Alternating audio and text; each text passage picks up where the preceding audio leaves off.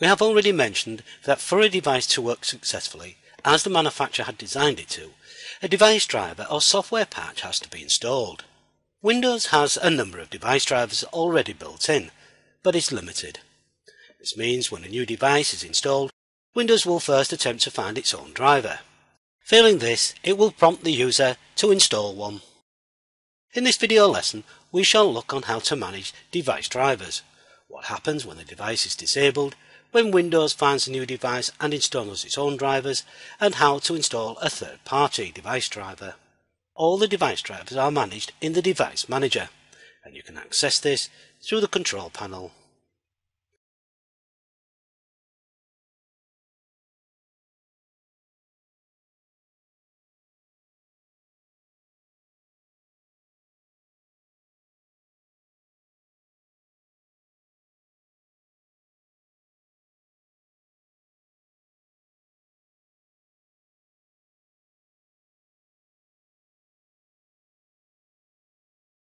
Alternatively, you can right-click on My Computer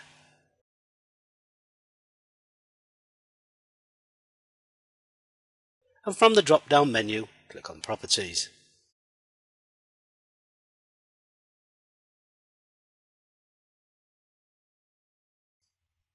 Looking down this list, we can see a number of categories.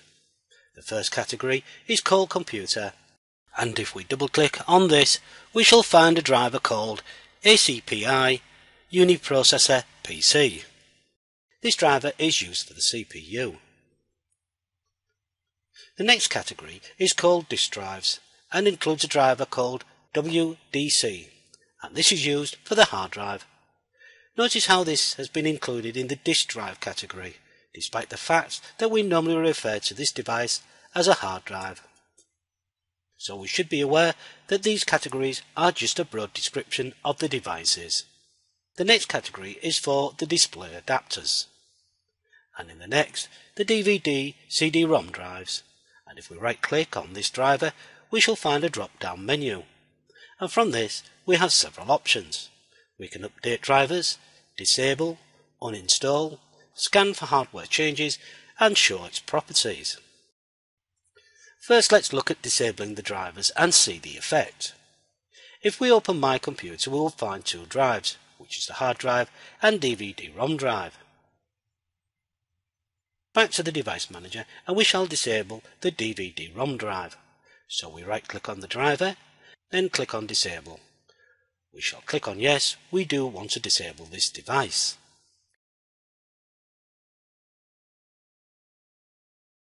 Notice the red cross that has appeared over the device, which indicates that it now has been disabled. If we right-click on it again, we can check its properties. Notice the device status. This device is disabled. So now, if we check My Computer, the DVD-ROM drive, as expected, is missing. Why would we want to disable a device? We could have a computer that is accessed by the public, and you may not want them to access the CD or DVD drive, since this could be a virus threat. So we could disable the device like this, and deny them access to the Device Manager, so they would not be able to enable it again. This can also be useful for fault finding. Let's say you had just fitted a new device and it failed to work. This could be due to the item being faulty or it conflicting resources with another device. We shall see in a moment what we mean by conflicting resources. Let's re-enable the DVD. The wizard will start, so just click on Next. And after a short delay, the DVD has returned.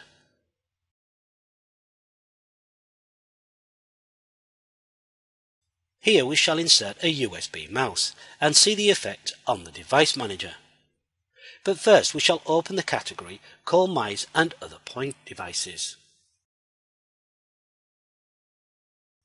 As we can see, the only driver that is listed is the Microsoft PS2 mouse, as we have connected one before this video lesson. Now we shall insert the USB mouse. First, a new device was detected. Then the device driver is installed. Finally, the Device Manager is updated. So this device was detected by Windows and it used its own drivers. An important point here is that you can have more than one device in a category. You may think that there could be a conflict if more than one driver is installed, and this can happen if both devices were to use the same resources. The best way of explaining what resources are is displaying the resources of the communication port 1.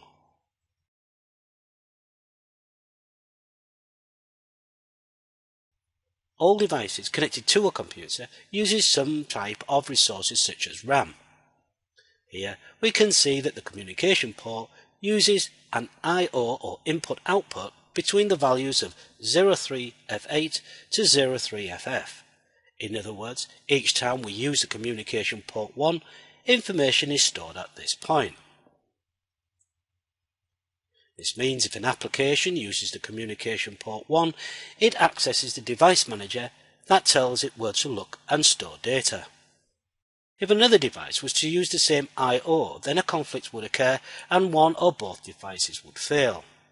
Although the mice do not show the resources, they too must use different ones, and all this is handled automatically by the device manager. Notice also a new category called USB Human Interface Device. If we installed some other device such as touchscreens, then this too will be included here. Let's remove the USB mouse and see the effect.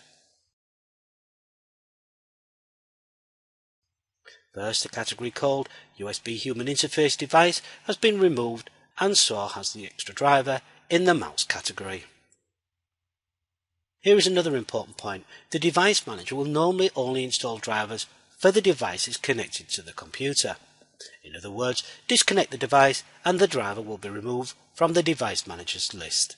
This does not mean it will be uninstalled unless we tell it to. Let's close down Windows and install a further device, one that Windows does not support or have a driver for. As soon as Windows restarts, a message is displayed, "Found new hardware," and it prompts us to look for the hardware installation disk and gives us 3 options. Before we continue, let's check the device manager.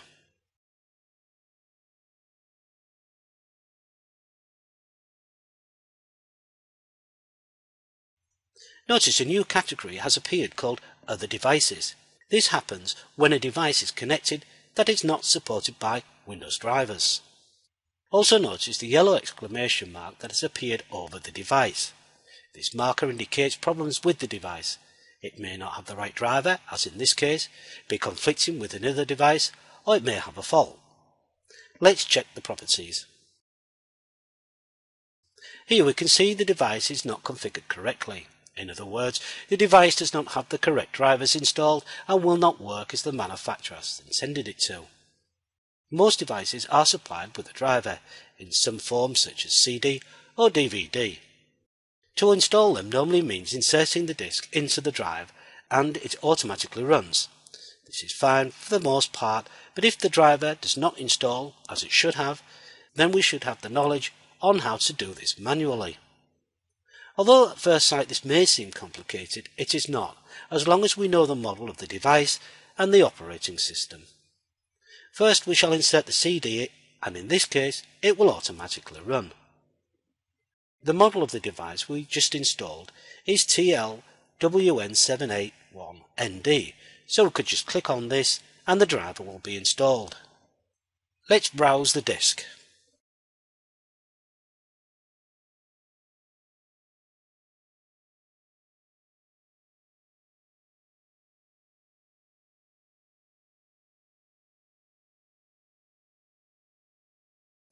We know the model is TLWN781ND, so we can double click on this folder.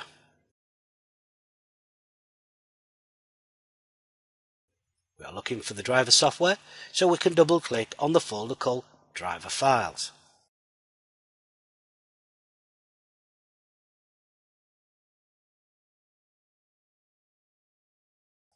Here we can see other folders which are the drivers for other operating systems.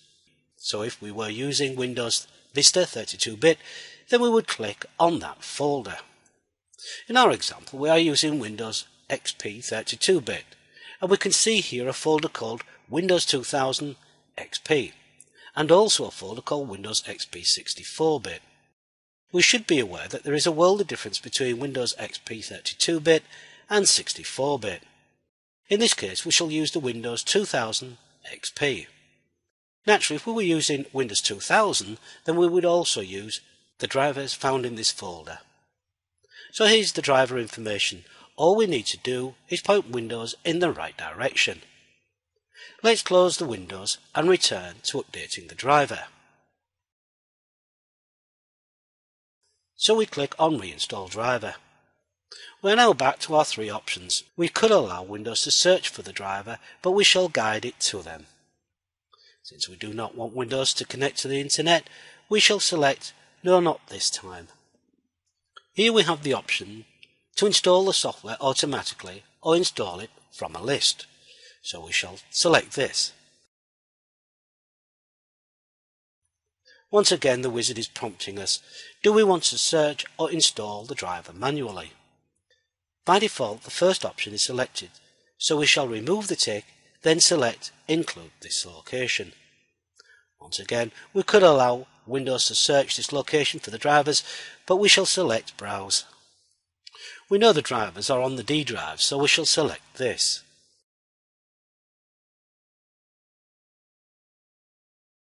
We know the model is TL-WN781ND. We also know the drivers are in the folder called Driver Files.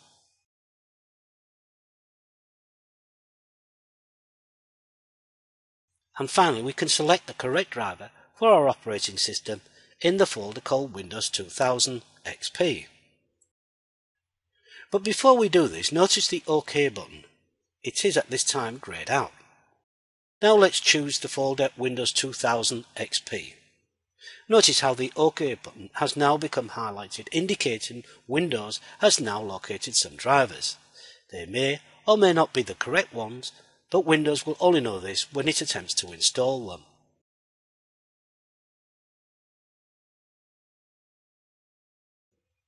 Notice this message. This software has not passed the Windows logo testing. This is the process where the manufacturer of the device sends the software driver to Microsoft for testing. Microsoft checks it for compatibility and stability. It's successful and receives a Microsoft signature. In many cases, manufacturers of some computer devices do not submit the software for approval. This does not mean that it is unsuitable for Microsoft operating system. Providing the software is supplied from a trusted source, as in this example, we can continue with the installation.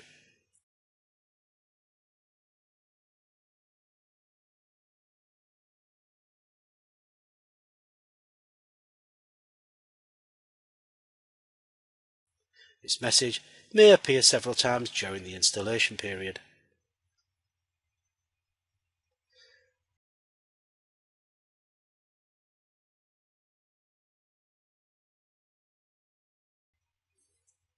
Once installed, you should find the device with no exclamation marks or red crosses against it, as in this example.